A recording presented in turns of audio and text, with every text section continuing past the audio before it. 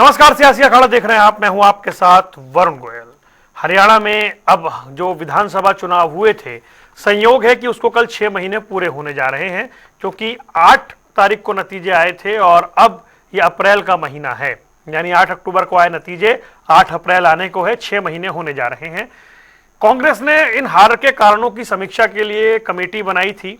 Committee की अपनी जो बात है वो तो जब सामने आएगी।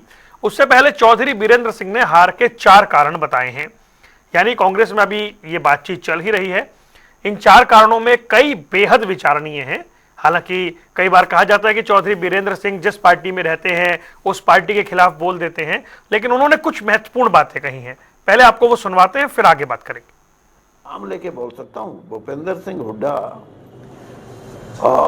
मैं तो बीजेपी में था, लेकिन हम दोस्त हैं, रिश्तेदार भी हैं। मैं कई बार मिलता था तो लोगों का मत मैं देखता था कि लोग तो कांग्रेस के पक्ष में हैं। मैं उनको एक ही बात कहता था हमेशा, मैंने कहा इस कांग्रेस को इस चुनाव में जिताना या हराना ये एक आदमी का काम है, वो हो तुम। अब तुम क्या निर्णय लेते हो कि आप ये समझ के निर्णय लेते हो कि ये प्रत्याशी है, ये तो मेरा है, और दूसरा प्रत्याशी आपका नहीं है लेकिन वो भारी है, तो उसको छोड़ के आप मेरे को लोगे तो उसका नुकसान पार्टी को होगा और उसका नुकसान आपको भी होगा। वो भूपेंद्र सिंह हुड्डा को भी हुआ, वो कांग्रेस को भी हुआ। तो ये परिस्थिति बनी है, इसमें कोई दो राय नहीं। चलिए, अब आपको ग्राफिक्स के जरिए बताते हैं कि और कौन सी महत्वपूर्ण बातें चौधरी बीरेंद्र सिंह ने कही हैं। एक बार आपको दिखा देते हैं कि जो बेबाक बोल थे, उन्होंने भूपेंद्र सिंह हुड्डा पर भी कई सवाल उठाए। हालांकि उन्होंने कई बातें सामने रखी। हरियाणा में कांग्रेस की हार को बीते 6 महीने हो चुके हैं, अभी भी कांग्रेस की हार पर चर्चा जारी है। चौधरी बीरेंद्र सिंह ने गिनवाए हैं कांग्रेस की हार के कई कारण। लोगों की भाजपा के प्रति नाराजगी का एहसास था, लेकिन मुझे पता था कि भाजपा आसानी से नहीं जाएगी। मैं जब भी भूपेंद्र सिंह हुड्डा से तो मिलता था तो ये कहता था कि हरियाणा को कांग्रेस में जिताना हराना एक ही आदमी का काम है, और वो है आप। कांग्रेस की हार का सबसे बड़ा कारण 10 साल से संगठन का ना होना। 2500 आवेदन आए थे, जिन्हें टिकट नहीं मिली वो कांग्रेस के विरोधी हो गए। संगठन ना होने के कारण लीडरशिप एक व्यक्ति विशेष पर आकर खड़ी हो गई। भूपेंद्र सिंह हुड्डा के अलावा कोई लीडर नहीं था। तीसरा बड़ा कारण यह कि भाजपा का गणित कांग्रेस नहीं समझ पाई। चौथा कारण, पार्टी एक व्यक्ति विशेष की होकर रह गई। टिकट वितरण में कैंडिडेट का अच्छा होना मायने नहीं रख पाया। जिसके टिकट वितरण में मुख्य भूमिका होगी उसी के चहेतों को टिकट मिली, इससे पार्टी को नुकसान उठाना पड़ा। 3 खास मेहमान हमारे साथ जुड़े, इनके साथ हम इस चर्चा को आगे बढ़ाएंगे। वेद प्रकाश विद्रोही जी कांग्रेस का पक्ष रखने के लिए हमारे साथ हैं। डॉक्टर पंकज बेनीवाल भारतीय जनता पार्टी का पक्ष रखेंगे। विजेंद्र रेड्डू जी इंडियन नेशनल लोकदल से हैं। आप सभी का स्वागत है। विद्रोही जी, कल 6 महीने होने जा रहे हैं, उससे पहले चौधरी बीरेंद्र सिंह कारण गिनवा रहे हैं। संगठन ना होना बड़ी बात है, जाहिर सी बात है, उन्होंने कहा। एक और बड़ी महत्वपूर्ण बात उन्होंने कही कि अगर संगठन होता तो जो बागी हुए थे उन्हें बागी नहीं होने दिया जाता। व्यक्ति विशेष तक सब कुछ केंद्रित हो गया, चहेतों को टिकट मिला, ऐसी तमाम बातें उन्होंने रखी हैं। मंथन अभी भी चल रहा है, मंथन के नतीजे का इंतजार अभी है। आपको, भाई विजेंद्र जी को, भाई पंकज जी को और दर्शकों को मेरा नमस्कार। कोई मंथन नहीं चल रहा। जिसको जो कहना था कह दिया। ये सभी बातें हाईकमांड के सामने आ चुकी है। अब केवल निर्णय करना है, और पार्टी की क्या रिपोर्ट होती है वो गोपनीय होती है, वो सार्वजनिक नहीं की जाती। और दूसरा मैं आपको बता रहा हूं, आप तो प्रत्यक्ष गवाह हैं, और भाई विजेंद्र भी गवाह है, भाई पंकज भी गवाह है। आपके चैनल सहित विभिन्न चैनलों पर ये कारण मैं चुनाव के दूसरे और तीसरे दिन ही बता चुका हूं। ये कारण फिर नया क्या है? भूपेंद्र सिंह हुड्डा पर आरोप लगाए वो उनका अधिकार है। मैं तो तथ्यों पे बात करता हूं। ठीक है, कहीं कमजोर उम्मीदवारों को टिकट मिल गई, पर मैं पूछना चाहता हूं पहला सवाल चौधरी वीरेंद्र सिंह जी से। वो तो बहुत मजबूत उम्मीदवार थे, फिर वो 32 वोट से क्यों हार गए? करण सिंह दलाल बहुत उम्मीदवार था, उसके मुकाबले में कोई दूसरा उम्मीदवार नहीं था, वो 20,000 से क्यों हार गया? उदय भान बहुत मजबूत उम्मीदवार थे, वो क्यों हार गए? दान सिंह बहुत मजबूत उम्मीदवार थे, चिरंजीव राव मजबूत उम्मीदवार थे, उनके मुकाबले तो किसी ने टिकट ही नहीं मांगी, वो क्यों हार गए? अमित शाह बड़े मजबूत उम्मीदवार थे, थोड़ी सी वोटों से हार गए। रानिया से सर्वमित्र कंबोज थोड़ी सी वोटों से हार गए। गोगी जी मजबूत उम्मीदवार थे, वो क्यों हार गए? सुभाष गंगोली मजबूत उम्मीदवार थे, वो क्यों हार गए? इस राणा से बलबीर सिंह कृष्णपाल के मुकाबले में उनको हरा चुके थे, वो मजबूत उम्मीदवार थे, वो क्यों हार गए? प्रमोद पवार अपने सोनीपत से, चौधरी साहब के यहाँ निर्दलीय को थापी दे दी ना किसी ने, वो 31,000 वोट ले गया। सुन तो लीजिए ना सर, वो क्यों हार गए? तो कारण अकेला ये नहीं है। मैं ये कहना चाहता हूं, मजबूत उम्मीदवार भी हारे और कमजोर उम्मीदवार हमने दिए, वो भी हमारी गलती थी, और रणनीतिक भी हमारी गलती थी। और मैंने तो बार बार कहा, बीजेपी की कोई स्टेट ही नहीं थी, एक स्टेट थी जातीय ध्रुवीकरण, और वो आपको रिजल्ट में 90 विधानसभा के एक एक बूथ पर आप विश्लेषण कर सकते हैं। और मैंने बार बार आपसे कहा था कि यदि कांग्रेस इस जातीय ध्रुवीकरण को नहीं रोकेगी तो कांग्रेस को नुकसान होगा। और वन मैन शो की जहां तक बात है, मैंने आपके ही चैनल पे कहा था चुनाव से कम शायद 5 या 6 महीने पहले कि भाई ये हुड्डा सरकार जो कह रही है कांग्रेस, ये कांग्रेस के लिए घातक होगा। हुड्डा सरकार कहना ही वन मैन शो था। अब वो डायरेक्ट कह रहे हैं, बड़े नेता हैं, हम सामान्य लोग हैं, हम जरा बैलेंस करके कहते हैं, बैलेंस करके कह देते हैं। और ये सब कारण थे। और उसके अलावा और भी बहुत से कारण थे। अब उन कारणों से गिनाने से कुछ नहीं होने वाला। अब यह है कि वो कारण दूर होंगे या नहीं होंगे, महत्वपूर्ण सवाल यह है। अरे कोई आंखें खोल रहा है ना भाई। नहीं, आंखें खुली हुई है सर, ये सब चीजें बताई जा चुकी हैं। अब न बताई गई हो, न चर्चा में हो, कोई नई बात आई हो, तब तो मैं कहूं वीरेंद्र सिंह जी ने कोई नई बात कह दी। वीरेंद्र सिंह तो 6 महीने बाद कह रहा है, और मैं तो चुनाव के दूसरे दिन से कह रहा हूं ये बातें। इसका मतलब है सार्वजनिक मंचों पर ये बातें आ चुकी। ठीक है, और खत्म कर रहा हूं सर, और हाई कमांड के सामने भी कह दी थी। अगर हाई कमांड इन बातों का संज्ञान लेकर, इन पर गंभीरता दिखाकर करेक्टिव मेजर उठाएगा तो कांग्रेस फिर कोई भी बाजी जीत सकती है। और यदि करेक्टिव मेजर नहीं लेंगे तो और रसातल में चले जाएंगे। ठीक है डॉक्टर पंकज बेनीवाल, चौधरी बीरेंद्र सिंह की इन बातों में कुछ नया नहीं है, ये जस की तस हैं, ये हर कांग्रेसी हरियाणा का जानता है। उन्होंने कुछ ऐसा नया या कुछ आउट ऑफ द वे जाकर नहीं कहा है। नमस्कार वरुण जी, सभी साथियों को नमस्कार, सभी दर्शकों को मेरा नमस्कार। देखिए, वेद प्रकाश विद्रोह जी को टीस ये है कि इनका दूसरे दिन का आकलन और बीरेंद्र सिंह जी का 6 महीने के बाद का आकलन है तो सेम, लेकिन इनकी बात को मीडिया ने उठाया नहीं, वीरेंद्र सिंह की बात को मीडिया ने उठा दिया। वेद प्रकाश जी को तो टीस ये है। लेकिन क्या है, अब मैं जो बातें कहना चाह रहा था, वेद प्रकाश जी ने ही अपनी पार्टी के खिलाफ खुद भी मोर्चा खोल रखा है। वैसे तो उन्होंने भी पूरी डिबेट में कांग्रेस की ही क्या कमियां है वो गिनाने का काम इन्होंने। लेकिन एक बात बड़ी दिलचस्प थी कि ये सारी बातें हाईकमान तक पहुंची हुई है। हाईकमान तक पहुंची हुई है तो हाईकमान इतना बेरुखी लेकर के हरियाणा के प्रति क्यों है, क्यों नहीं वो संज्ञान ले रहा है? अगर वो संज्ञान नहीं ले रहा है तो इस बात का भी बता वीरेंद्र सिंह डोमर खां जी को है। इसीलिए उन्होंने भी मीडिया से मुखातिब होकर उन सारी बातों को फिर से उठाया, क्योंकि संज्ञान तो ले नहीं रहा इनका हाईकमान, क्योंकि हरियाणा को लेकर सीरियस ये लोग है नहीं। कांग्रेस की पार्टी के जो नेता है, जो जिनका हाईकमान आला कमान नाम लेकर के बार बार बताते हैं सारे कांग्रेस के प्रवक्ता या जितने भी साथी हैं, वो हाईकमान हरियाणा को लेकर के सीरियस है ही नहीं। क्योंकि जब राहुल गांधी जी केरला की मीटिंग ले रहे थे तो केरला के चुनाव के संदर्भ में उन्होंने ये कहा कि हरियाणा वाली गलती नहीं करनी है, यहां पर अपनी अपनी रंजिशों के तहत गुटों में बट करके केरला में खराबी नहीं करनी है। जब तो हरियाणा का तो नाम इस तरीके से प्रसिद्ध कर रखा है राहुल गांधी ने अपनी ही मीटिंगों के अंदर। तो हरियाणा को लेकर के वो लोग सीरियस बिल्कुल भी नहीं है। और अभी कुलदीप शर्मा का भी बयान 2 दिन पहले आया था कि भाई भारतीय जनता पार्टी ने तो पन्ना प्रमुख बना लिए, और लेकिन कांग्रेस अभी तक अपना विपक्ष का नेता नहीं बना पाई है। तो इन्हीं के पार्टी के अभी नेता 6 महीने नहीं हुए हैं। अलग, अभी कल 6 महीने हो जाएंगे।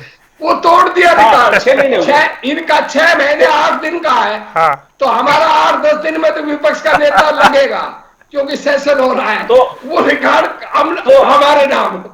तो जो अभी कांग्रेस पार्टी के बारे में वीरेंद्र सिंह जी ने कहा, उन्होंने एक बात बड़ी दिलचस्प कही कि मैं बीजेपी में था तो मैं बीजेपी की कुशल कार्यशैली को अच्छे से जानता हूं। ये लोग हारने वाले नहीं है, इनके जो चक्रव्यूह है उनसे बाहर नहीं निकल पाएगी कांग्रेस। तो ये स्पष्ट तौर पर दर्शाता है कि वीरेंद्र सिंह को भी पहले से आभास था कि भारतीय जनता पार्टी की सरकार तीसरी बार बनने जा रही है। बार बार में भूपेंद्र सिंह हुड्डा को टारगेट करना, ये सैलजा गुट सुरजेवाला जी या फिर आज वीरेंद्र सिंह, ये इनके शुमार में आ गया है कि इनको हुड्डा को टारगेट करना है। अब हुड्डा को टारगेट क्यों किया जाता है, ये देखिए कि पिछले 5-7 साल में जो प्रभारी बार बार बदले गए, उनका एक ही तो काम था, आकर के संगठन का निर्माण कर देना। लेकिन संगठन का निर्माण नहीं हुआ, लेकिन उन सारे प्रभारियों की छुट्टी कर दी गई। उसमें कमलनाथ से लेकर और दीपक बावरिया, आज हरिप्रसाद भी, ये बड़े बड़े नाम शामिल हैं। प्रभारियों की छुट्टी हो जाती है लेकिन संगठन नहीं बना पाते।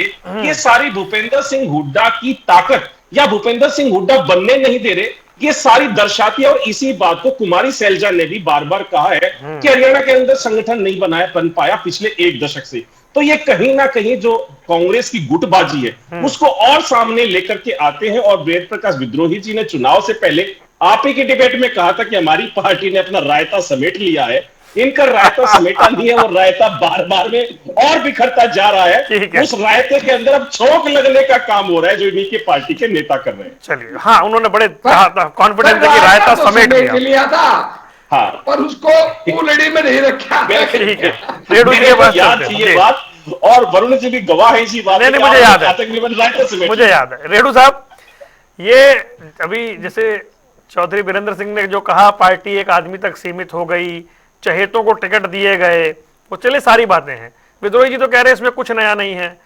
अब बताएं, चौधरी वीरेंद्र सिंह कैसे उचाना में हार गए? तो जो निर्दलीय 30,000 वोट ले गया, उसको थापी किसने दी, उसकी बात तो नहीं हो रही है यहाँ पे। मैं ये जानना चाह रहा हूं, चौधरी वीरेंद्र सिंह जो कह रहे हैं उसमें कुछ नया नहीं है, और टाइमिंग है, इस टाइम क्यों कह रहे हैं? देखिए, जो कांग्रेस पार्टी की हार है, क्योंकि बहुत बड़े सपने थे, जलेबी का ऑर्डर दे दिया था, रथें आ गए थे, मंत्रिमंडल बन चुका था, और स्टार्टिंग में तो 71 तक भी पहुंच गए थे, 70 प्लस की इनकी उम्मीद थी। और जब वो अचानक 37 पर आकर के ठहर जाती है, तो ये दर्द जो है 5 साल निकलने वाला नहीं है, ये चलती ही रहेगी। इस तरह कोई ना कोई स्टेटमेंट, कोई ना कोई बयान आता ही रहेगा। जब सत्ता मिलनी थी, वो भी बड़े प्रचंड बहुमत के साथ, और जब अपोजिशन उसको कहते ना मुंह में से खींच करके ले गई, तो दर्द तो मिटना मुश्किल है, ये चुभता रहेगा, इनको होता रहेगा। लेकिन ये सच्चाई है कि कांग्रेस पार्टी की इस इलेक्शन में जो लहर थी, ऐसी लहर मैंने कभी नहीं देखी अपनी एज में किसी भी पार्टी की। या तो 2014 में लहर नरेंद्र मोदी की बनी थी हरियाणा प्रदेश में, या देश में बनी थी, या फिर अब 2024 में कांग्रेस पार्टी की बहुत बड़ी लहर थी, निसंदेह तौर पर लहर थी, और ये 70 का भी आंकड़ा पार कर सकते थे, लेकिन ये नहीं कर पाए। इसके लिए मैं तो एक ही कारण मानता हूं, विरोधी जी चाहे 20 कारण गिनवा दे, वीरेंद्र सिंह जी ने भी 20 कारण गिनवा दिए, और मैं तो इनको शाबाशी भी देता हूं, ये कारण इनके बने रही, ठीक है। लेकिन एक ही कारण है, और वो कारण है व्यक्ति विशेष। आगे जो कारण क्रिएट हुए, जनरेट हुए, जो कारण जनरेट हुए, वो एक ही कारण से जनरेशन उन कारणों का हुआ।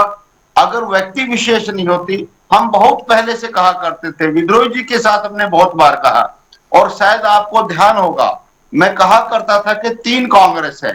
एक इंडियन मतलब इंडियन नेशनल कांग्रेस तो है ही नहीं हरियाणा में, हुड्डा कांग्रेस है। बहुत बार आप पुरानी डिबेट मेरी उठाओगे कि किसकी बात कर रहे हो आप, हुड्डा कांग्रेस की बात कर रहे हो, या इंडियन नेशनल कांग्रेस हरियाणा की बात कर रहे हो, या इंडियन नेशनल कांग्रेस राष्ट्र की बात कर रहे हो, 3 कांग्रेसें चल रही थी पैरेलल में, लेकिन इस जो डिफरेंस था इसको ये मिटा नहीं पाए और वो 3 कांग्रेस आखिर तक ही चलती रही। और यदि वो तीसरी कांग्रेस, बहुत प्रवक्ता जो कांग्रेस के कहा करते थे कि हुड्डा साहब की सरकार बनेगी, हुड्डा साहब मुख्यमंत्री बनेंगे, किसी भी प्रवक्ता ने, एक विद्रोही जी कभी कभार कह देते थे, अदरवाइज तो कई बार विद्रोही जी भी कह दिया करते थे और कौन बनेगा मुख्यमंत्री, हुड्डा साहब ही बनेंगे। वो पहले नहीं, 2 बार के कांग्रेस की सरकार बनाने को लेकर कॉन्फिडेंट थे विद्रोही जी। कांग्रेस नहीं, कांग्रेस की सरकार बना करके कोई कॉन्फिडेंट नहीं था, कांग्रेस की सरकार बनाने के लिए कोई कॉन्फिडेंट नहीं था, हुड्डा साहब की सरकार बनाने के लिए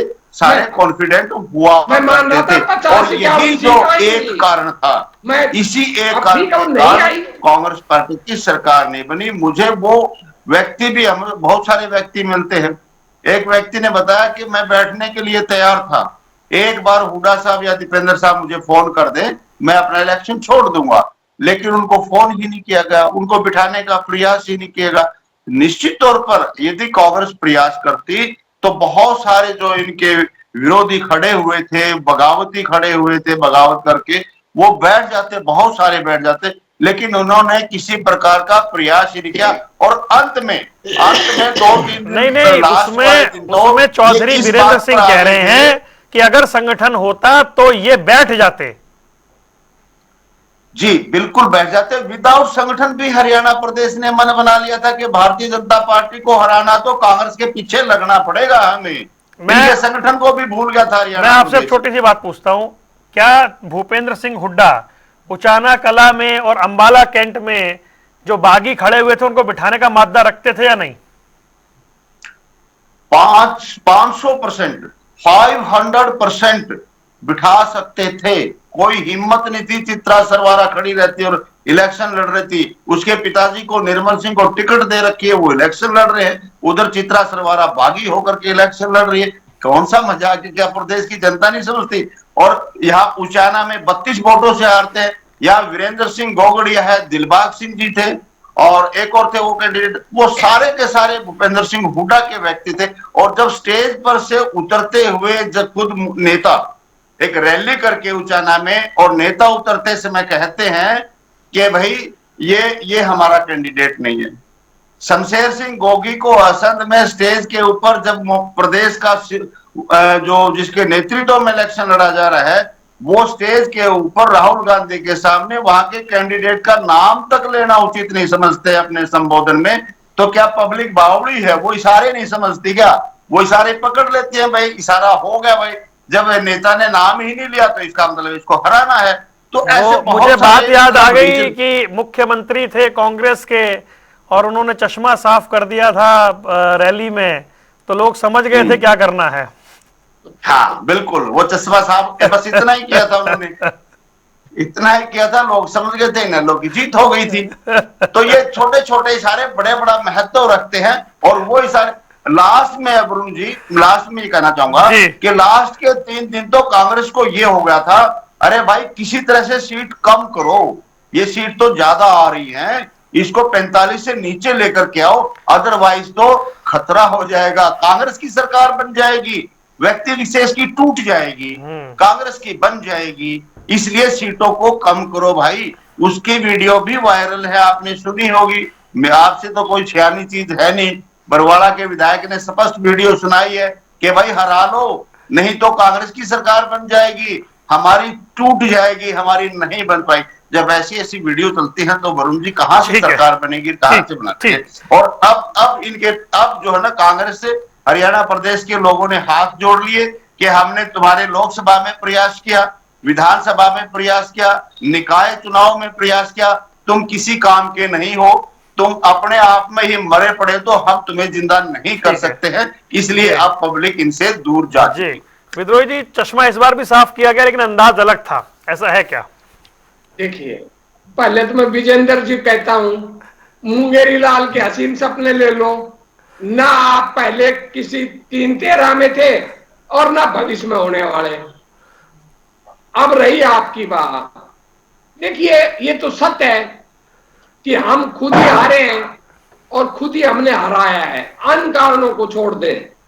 मैं भी सदा 50-51 के करीब बात करता था। जी। और आपसे एक बार मेरी व्यक्तिगत फोन पे बात हुई थी चुनाव के बीच में, वो डिबेट में नहीं थी। मैंने आपको बता दिया था कि भाई लोग क्या चाहते हैं और क्यों हमारी हार हो सकती तो है। उस ऑफ द रिकॉर्ड बात को छोड़ दीजिए अब।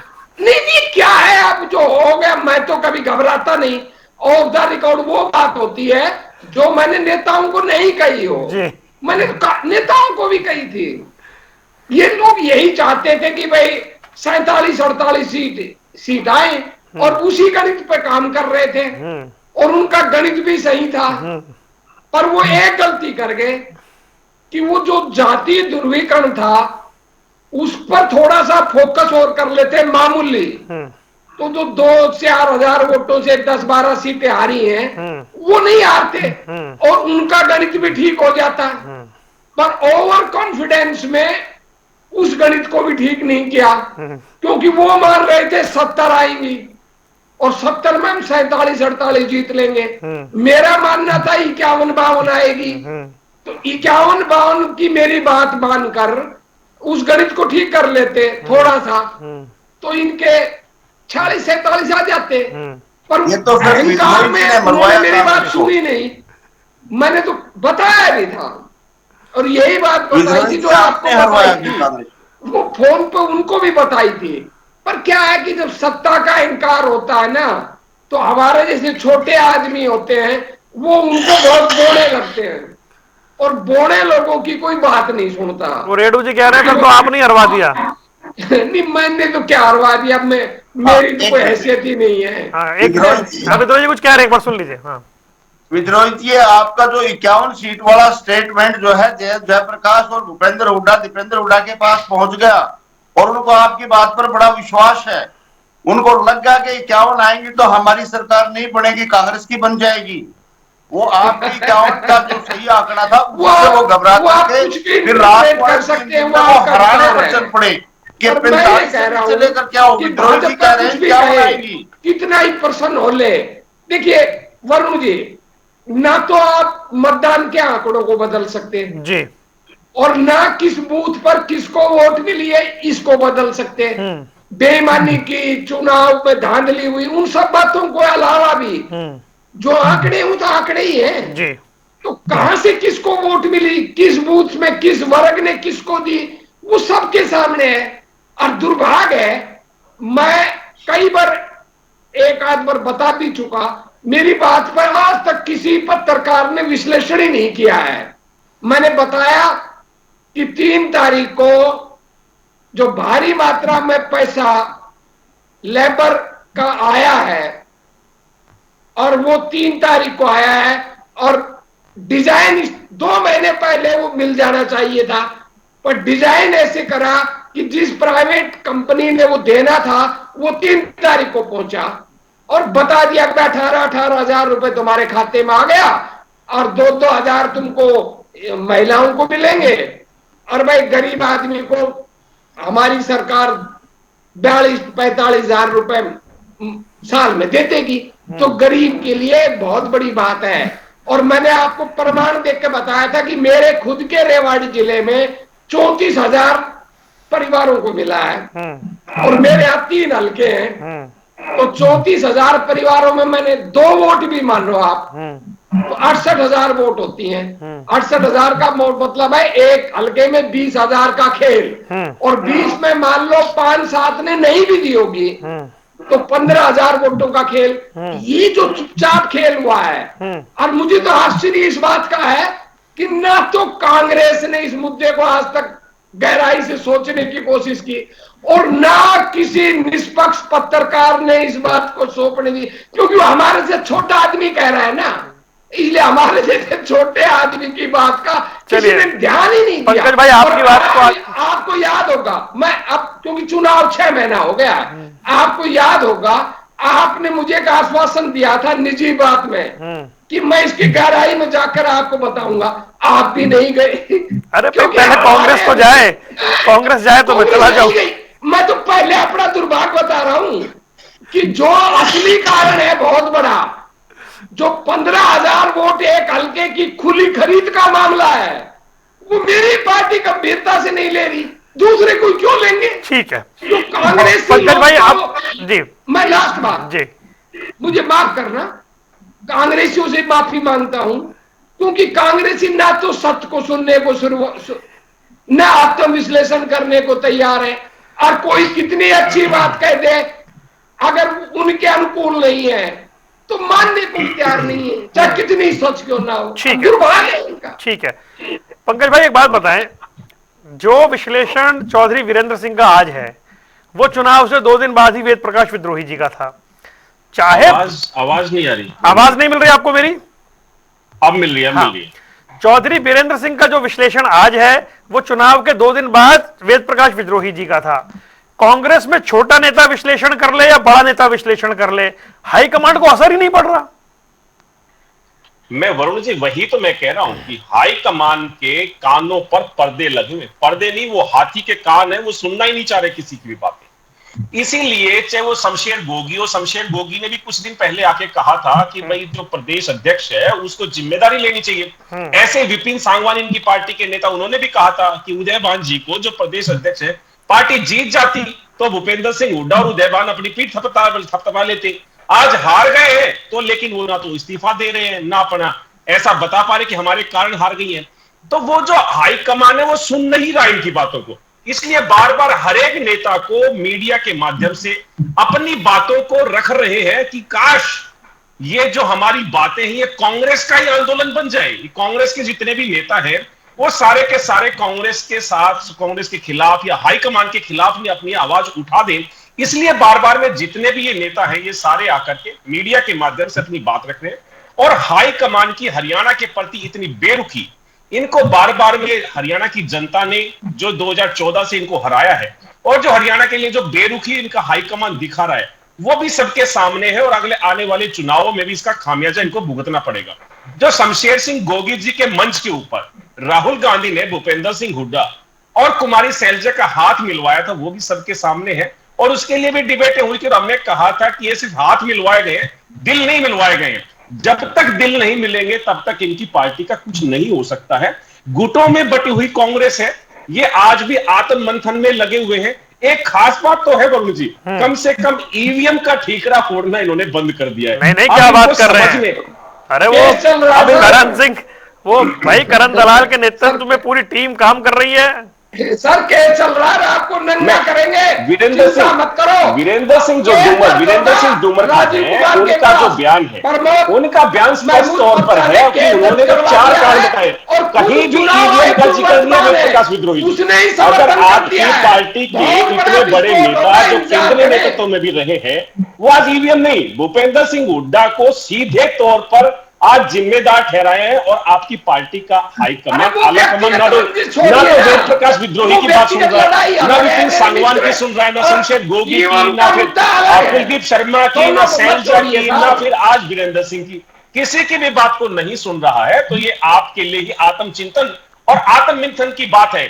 आपस में ही द्वंद्व चल रहा है कांग्रेस के अंदर, अरे सर सुन रहा है, इंतजार इनका आपस में ही द्वंद्व है जी। अभी तो एलओपी नहीं बढ़ाया अभी तक। ठीक है रेणु साहब, हाईकमांड सब कुछ है, वो एलओपी में तो लग रहा है, वो शायद कहीं ना कहीं वीरेंद्र सिंह को नहीं लग रहा है जी। ठीक है इस बात को लेकर के ज्यादा ठीक है, सबूत अधिवेशन के बाद बन जाएगा, भूपेंद्र सिंह हुड्डा परिवर्तन होंगे, आप देखना।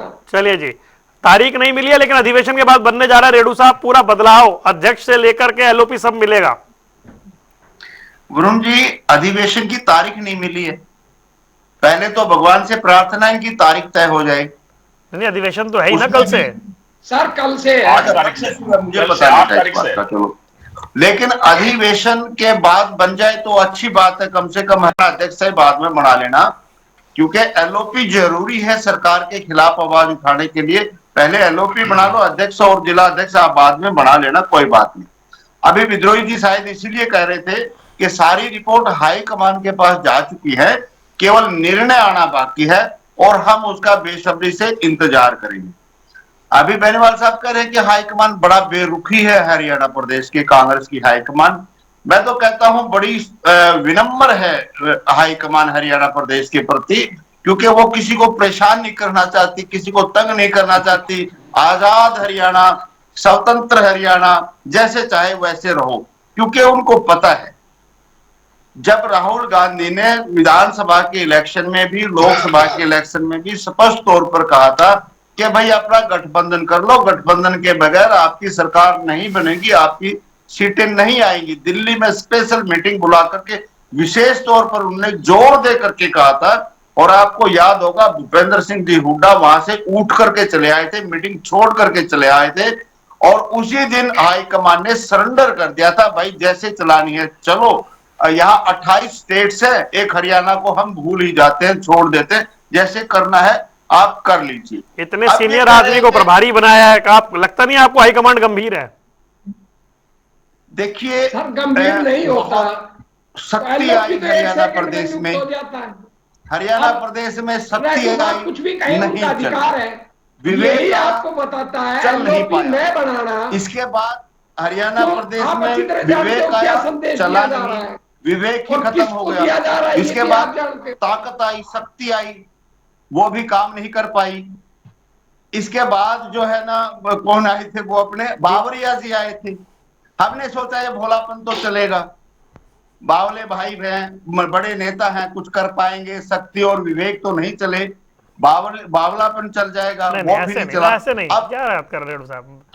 अब हरि का प्रसाद नहीं, आए, नहीं, देखिए ना, नहीं, अब हरि का प्रसाद आए, शायद वो हरि का आपका प्रसाद काम है को रोकना, अच्छा हम तो कुछ लगे, कहेंगे और नहीं, कुछ कर पाए। रेणु साहब आप सूट नहीं करता, आप जैसा सीनियर आदमी ये सब बोले अच्छा नहीं लगता। रेणु साहब एक मैंने कोई सेकंड, गलत एक नहीं बोल रहा, सेकंड, मैं एक सेकंड, भोलापन तो मैं भी माफ भोलापन करना, नहीं, एक मैं सेकंड दे दो भोलापन में मुझे, बात, माफी, भोलापन कोई माफी बात मांग नहीं है अरुण जी, एक सेकंड, भोलापन एक कोई सेकंड, ज्यादा एक नेगेटिव सेकंड, के बिल्कुल ही एक नेगेटिव सेकंड, नहीं। सर एक उन्होंने सेकंड बड़ी दे दो कोशिश ना। की, समझाने का देखिए प्रयास वरुण जी, किया, नहीं मैं नेगेटिविटी में नहीं बोल रहा एक बावरिया जी को। अच्छा वो कुछ कह रहे हैं, एक बार उनका आप- ऑब्जेक्शन सुन लीजिए। मैं आपको नहीं कर रहा, मैं आपके प्रति ऑब्जेक्शन नहीं है, मैंने कहा था ये काम वरुण जी का है। मैं किसी बात पर करना चाहता हूं जो आपके चैनल से संबंध नहीं है और इस डिबेट के संबंध भी नहीं है। हाँ, मैं ये कह रहा हूँ बावरिया जी बड़े सूझबूझ वाले एक सेकंड बोलूंगा। हाँ, अरे यार एक सेकंड हाथ जोड़ के मांग रहा हूं, हाथ जोड़ के मांग रहा हूं, एक सेकंड। आप पर टिप्पणी नहीं कर रहा मैं, एक सेकंड रुक जाओ यार। रेणु साहब दे दो, हाईकमान तो सुनता नहीं है, वक्फ बोर्ड पर बहस तो हो रही मीडिया थी। के माध्यम से ही कुछ कहना पड़ता है। भाजपा का एक प्रवक्ता महिला थी, वो डिबेट से पहले वक्फ बोर्ड पर रील बनाकर आई थी। मैंने एंकर को कहा कि भाई 2 गैर मुस्लिमों को सदस्य बनाया है। एंकर और भाजपा प्रवक्ता बोला तुम झूठ बोल रहे हो, और रिजिजू ने कह दिया कोई नहीं बनाया। अब मैंने कहा सर आप एंकर हैं, जब आप पढ़ नहीं रहे, आपको जानकारी नहीं, मगर ये महिला तो रील बनाकर आई है। मेरे को उस डिबेट से भागना पड़ा, छोड़ना पड़ा। छोड़ दीजिए दूसरे डिबेट, दूसरे चैनल की बात। सुनिए सर, सुनिए ना, वो कह रहे आपने अपमान कर दिया। बताइए रील बनाना कहना। चलिए वो उस चैनल की बात वहां छोड़ दीजिए ना, वो एंकर के नहीं, डिबेट सर को छोड़ दीजिए। मैं क्यों कह रहा हूं रील बनाना को अपमान है क्या? मैंने इसलिए नहीं टोका क्यों, ये आपका काम नहीं, था। मैंने टोक दिया भाई। आपने कर दिया, आपने कर दिया जी, आपका धन्यवाद। नहीं, क्योंकि मैं रेणु आपको ये बता रहा साहब हूं, सीनियर आदमी है। एंकर में ये फर्क होता है। चलिए, रेणु इतना साहब। कहना चाह रहा था, विद्रोही माफ जी, करना रेड्डी साहब। हाँ, बावरिया जी बड़े सम्मानित आदमी है, मैं बड़ा सम्मान के साथ उनके साथ एक मजाकिया लहजे में ये बात कह रहा हूं, मैं अपमानजनक तरीके से नहीं कह रहा हूं। किसी भी पार्टी का कोई भी सीनियर लीडर है, उसके मेरा पूरा सम्मान है उनके प्रति, लेकिन उन्होंने प्रयास किया। वो जब आए थे, किस प्रकार से हरियाणा प्रदेश की यूनिट ने उनको अपमानित करने का काम किया, उदय भान जी और उनकी कैसे भिड़ंत हुई, वो सबके सामने कैसे इल्जामात लगाए गए उनके ऊपर, और कैसे अपमानित करके उनको बदलवाने का आप लोगों ने काम किया। मैं ये कहना चाह रहा हूं, अभी बीके हरिप्रसाद जी आए हैं, मैं इनके लिए भी सम्मान, ये मेरे लिए ये भी सम्मानित है, लेकिन ये भी कुछ नहीं कर पाएंगे। जब वो नहीं कर पाए तो ये भी कुछ नहीं कर पाएंगे, ऐसा मुझे लगता है, ये नहीं हो पाएगा। और दूसरी बात विद्रोही जी, आप अभी कह रहे थे कि 15,000 वोटें खुली खरीदी गई, वहां कोई पार्टी ने एक्शन नहीं लिया। भाई आप बीजेपी वाले कितनी वोट खरीद लेते, कितनी सरकारी मशीनरी का प्रयोग कर लेते, कितना पैसा बांट लेते। हरियाणा प्रदेश में कांग्रेस को बनाना चाहती थी हरियाणा प्रदेश की जनता, और बनी हुई थी आपकी सरकार। सारे तंत्र फेल बना दिए थे जनता ने। ये आप अपने घमंड के जिम्मेदार, मैं तो मान रहा हूँ नंबर 1 पर तीन हैक होगी, ठीक है, वोटें समय खरीदी समय गई, समय वो 7 लोग 10-12 सीटें हमने हरवाई है, इन सब कारणों के वो सब बाद हक करते अपनाते। तो मैं तो ठीक है। पहले उसी को मानता हूँ। जी जी जी, चलिए सर, समय इतना ही है मेरे पास, लेकिन बड़ी महत्वपूर्ण बात ये हो रही थी कि अब चौधरी बीरेंद्र सिंह कह तो रहे हैं, कहने का इंपैक्ट क्या है, और अधिवेशन के बाद देख लेते क्या होगा। आप तीनों मेहमानों का जुड़ने के लिए बहुत बहुत शुक्रिया। सियासी अखाड़ा देख रहे थे आप, रुक रहे हैं कुछ देर के लिए, खबरों का सिलसिला लगातार जारी है।